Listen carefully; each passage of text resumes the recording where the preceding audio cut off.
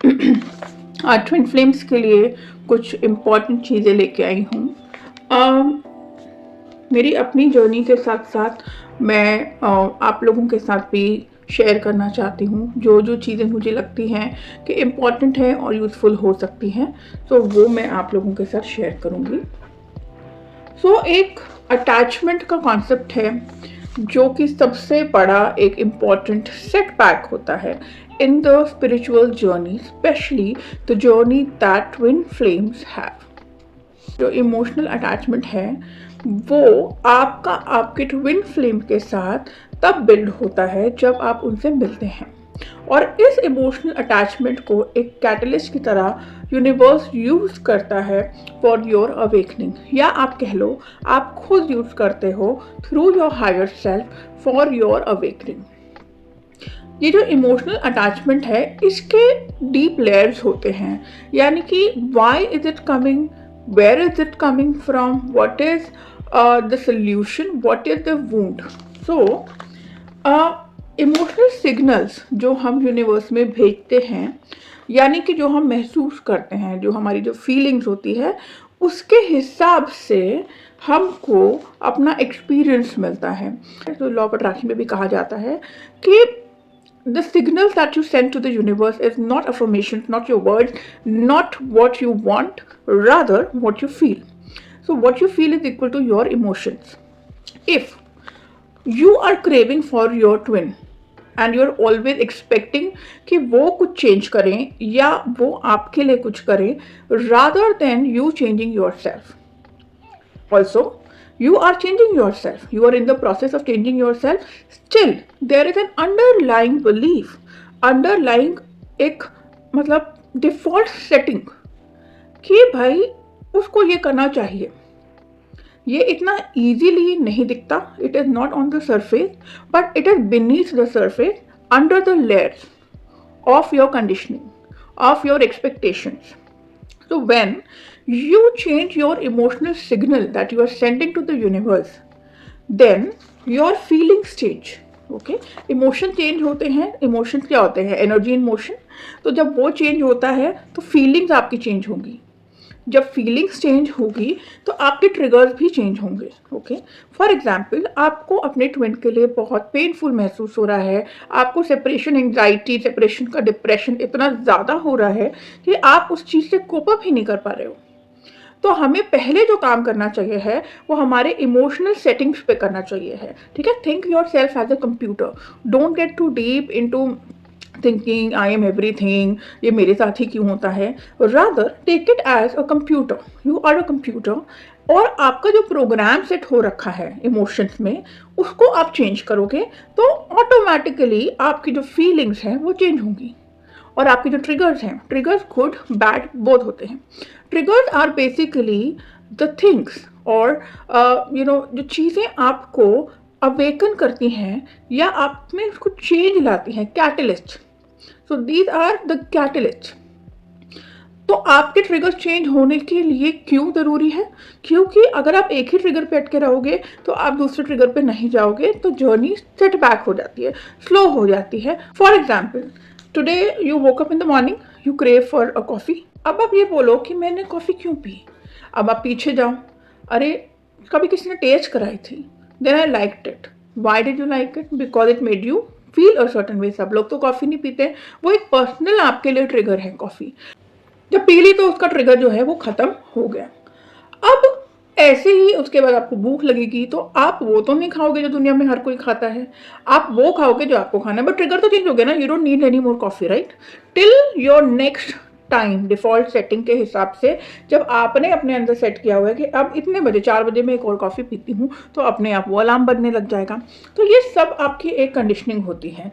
In the same way emotional जो triggers होते हैं वो आपको दर्शाते हैं कि आपने पहले क्या सेटिंग करी हुई है, और सेटिंग आपके हाथ में, आप चेंज कर सकते हो।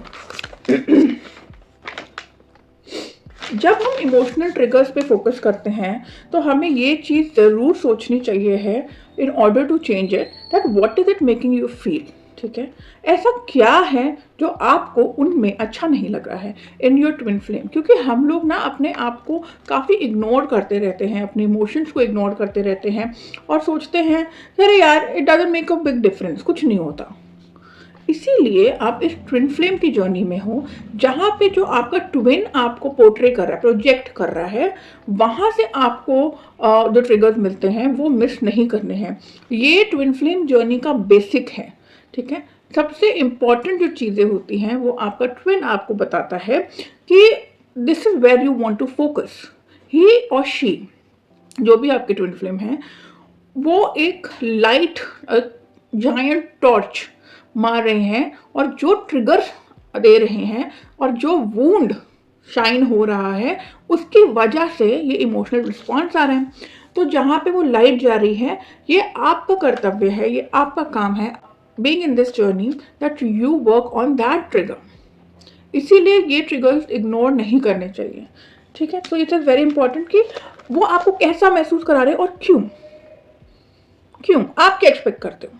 हमेशा एक ही बेसिक रहना चाहिए है आपके ट्विन फ्लेम के लिए आपके अंदर, love, okay, and that too unconditional love, no matter what they do, even if they have their spouse, even if they have their girlfriend, boyfriend, whosoever, ठीक है।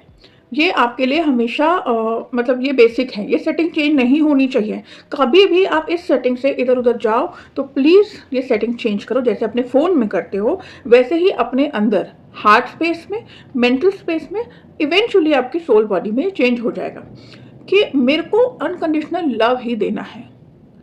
अगर गुस्सा आपको उन पे आ रहा है तो आप वो चीज़ें जॉट डाउन करो, क्यों आ रहा है, क्या हुआ है, कौन सा मेरा पुराना वूंड ट्रिगर हुआ है, ये चीज़ मुझे क्या सिखा रही है, ऐसा क्यों करना है, जो भी है। ओके, तो डीप रिफ्लेक्शन में जाओ और अगर आपको इसमें कोई भी हेल्प चाहिए हो तो my number will be below and you can reach out to me. Okay, एक तो हो गया अनकंडीशनल लव।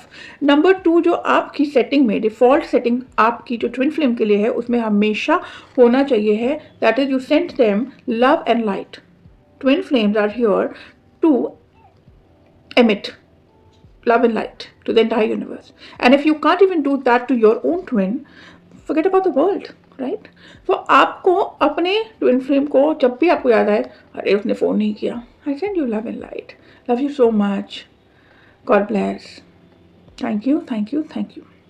तो यहाँ पे नंबर 3 आ जाता है ग्रैटिट्यूड, ठीक है। Gratitude, thank you for coming in my life, thank you for choosing this journey for me, thank you for telling me my trigger, thank you for highlighting the things, thank you for the pain you're giving me, thank you for ignoring me, thank you for rejecting me, because now I realize that you want the best out of me and you as a soul, you want the best for us, कि हम कभी भी किसी pen को feel ना करें, इसीलिए तो तुम इस चीज़ को दर्शा रहे हो। अब now they may not do it knowingly but subconsciously this is what they are doing, so be grateful. Number 4 is forgiving. आपको कभी भी उनकी किसी भी गलती को दिल से नहीं लगाना है। आपको ये सोचना है कि जो भी वो कर रहे हैं वो इसलिए कर रहे हैं या कर रही हैं, जो भी है, I am not talking about female male whatever, जो भी आपकी ट्विन फ्लेम है, so that on the soul journey you awaken, you get past all the triggers and you go to your soul purpose। okay, आपकी journey में जब भी pause आता है, जब भी आपको ऐसा लगेगा कि कुछ nothing is working out, you are missing some triggers, कोई ट्रिगर है, कोई इमोशनल ट्रिगर है जो कि आप मिस कर रहे हो, उस पर काम करना है। जब आप उस पर काम कर लोगे तो जो ट्रिगर है वो चेंज हो जाएगा and you will move past these setbacks. Okay, also यहाँ पे मैंने एक छोटी सी एक्सरसाइज बनाई है जो आपको हेल्प करेगी, ठीक है। तो सबसे पहले बैठ के देखना है कि व्हाट यू नॉट लाइकिंग, ठीक है। तो आप इस फीलिंग को लिखो कि नॉट लाइकिंग जो ट्रिगर है, ठीक है, सबसे पहले ट्रिगर, उसके नीचे लिखो कि what is it making me feel. Write everything. For example, if he is abandoning you, or if he is not calling you, or he is not talking to you, he has blocked you, तो आपको इन सब चीज़ों से कैसा feel हो रहा है, For example, I feel abandoned, I feel ignored, I feel unaccepted, I feel rejected, I feel not worthy of love, I feel not good enough, I feel that I am not good looking भी होता है कुछ लोगों का. कभी कभी एक simple सी चीज़ होती है कि आप सोचते हैं because he stupid, because he is stupid, ही उसको कुछ नहीं आता, उसको कुछ पता नहीं है. अरे उसको सब पता है, सब पता है उसको. Anyway, now you go on the third step. First is the trigger, second is how is it making you feel, the third one is reason. Because अब क्यों abandonment मुझे फील हो रही है? क्योंकि मैं एक अबैंडनर से, फॉर एग्जाम्पल चाइल्डहुड वूंड्स हैं, तो एक अबैंडनर से अप्रूवल सीख कर रही हूँ. ठीक है, अब इसका रूट कॉज क्या है? ठीक है, भी रीजंस और भी हो सकते हैं.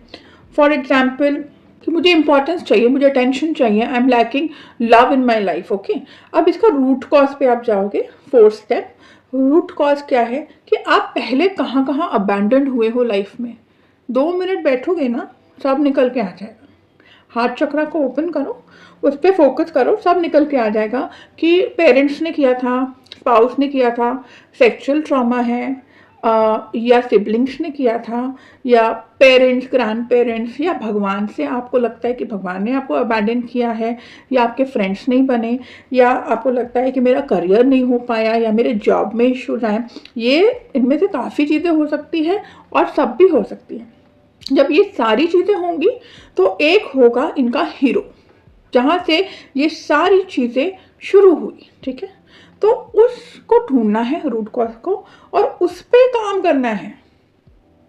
उस पर काम करना है. हर एक ट्रिगर, हर एक ट्रॉमा, हर एक वूंड को हील करने का एक अपना प्रोसेस होता है, depending on individual.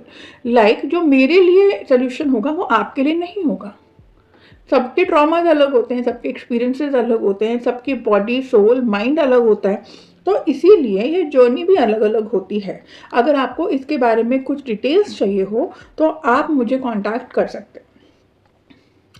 Now when you understand the root cause, इसके बाद आता है कि ये क्यों नहीं होना चाहिए था, क्यों उसको ही और she shouldn't have abandoned me, rejected me. Why? कि मैं डिजर्व करती हूँ प्यार, मैं अटेंशन डिजर्व करती हूँ, मैं इंपॉर्टेंस फील करना चाहती हूँ और मैं ये डिजर्व करती हूँ, और मेरी ट्विन फ्लेम को तो ये करना ही चाहिए था. ये ट्विन फ्लेम तो एक बहाना है. This is what you hope and want and wish for from the world. कहीं भी वॉन्ट आ जाए तो देयर इज ए लैक, यानी कि ये वो चीज़ें हैं जो आपको नहीं मिली. जैसे अबैंडनमेंट का अगर आप क्रस्ट निकालो कि कोर प्रॉब्लम, वूंड क्या है, तो वो है लव. कि आप लव ढूंढ रहे हो. मोस्टली 99% ट्विन फ्लेम्स जो होते हैं उनका जो सबसे बड़ा हीलिंग पॉइंट होता है वो होता है लव. यानी कि वो ये ज़िंदगी चूज़ करते हैं, कैटलिस्ट लगाते हैं, ताकि उनको बार बार ये एहसास हो कि दे आर नॉट लव्ड. चाहे वो ट्रिगर्स आपकी ट्विन फ्लेम दे, चाहे वो ट्रिगर्स आप खुद को दो या दुनिया दे. Basically you have to love yourself. और जहाँ जहाँ आपको लगा कि दुनिया ने आपको प्यार नहीं दिया, वो आपको रीविजिट करके उस वूंड को हील करना पड़ेगा. और जो हीरो ऑफ द वूंड है, जो रूट कॉज में मैंने बताया कि एक हीरो मिलेगा आपको, कि जो सबसे बड़ा कैटलिस्ट होगा. पेरेंट, डैड, मदर, कोई भी हो सकता है, जहाँ से ये फर्स्ट टाइम ट्रिगर हुआ था और सबसे ज़्यादा साल आपकी ज़िंदगी में ये ट्रिगर रहा, उसको जाके सबसे पहले आपको हील करना होगा. Okay, and if you have any questions, please feel free to mention in the comments and I'll surely reply. नहीं तो आप मुझे WhatsApp भी कर सकते हैं on the number given below. Lots of love and light, lots of healing, and God bless. Bye bye.